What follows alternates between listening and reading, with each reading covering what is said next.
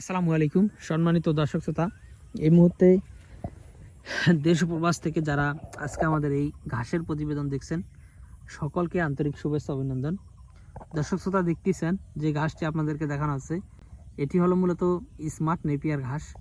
এই ঘাসটি গরু, মহিষ কিংবা ছাগল, গারল সব গবাদি পশুর জন্যই কিন্তু এই ঘাসটি বেস্ট। তবে আমরা মূলত পরামর্শ দিয়ে থাকি যারা ছাগলের খামার যারা করবেন তাদের জন্য, কিংবা গারলের খামার যারা করবেন তাদের জন্য, কিংবা যারা গাভী গরুর খামার করবেন তাদের জন্য এই স্মার্ট নেপিয়ার ঘাস। পাশাপাশি যারা আপনার ষাঁড় গরু লালন পালন করেন, অর্থাৎ মোটা তাজাকরণের জন্য যে গরুগুলো লালন পালন করেন তাদের জন্য আমরা বলে থাকি যারা ওয়ান হাইব্রিড ঘাস কিংবা পাকচন ঘাস, এসব ঘাস আমরা বলে থাকি। তবে আরেকটি ঘাস রয়েছে যেটা কিনা গরু, ছাগল, ভেড়া, মহিষ, গারল সব গবাদি পশুর জন্যই চাষ করা যায়। সেই ঘাসটির নাম হলো আমেরিকান 5G গুয়াতিমালা ঘাস।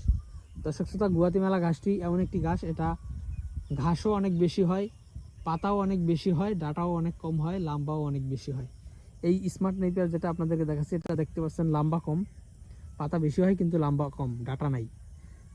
আবার জারা ওয়ান যেটা রয়েছে সেটা লাম্বা বেশি হয়, পাতা কম হয়, ডাঁটা হয়ে যায়, শক্ত হয়ে যায়।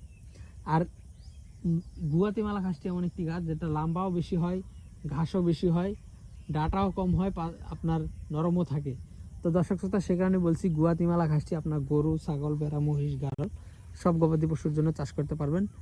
তবে এই স্মার্ট নেপিয়ারটা ছাগল, গারলের জন্য, এবং জারা ওয়ান হাইব্রিডটা গরু মহিষের জন্য, এবং মোটা তাজাকরণের যে গরুগুলো রয়েছে সেটির জন্য জারা ওয়ান হাইব্রিড ঘাস। দর্শক, আমাদের কাছে বর্তমানে 8 থেকে 10 জাতের ঘাসের কাটিং রয়েছে। আপনারা চাইলে যে কোনো ঘাসের কাটিং আমাদের কাছ থেকে সংগ্রহ করতে পারেন।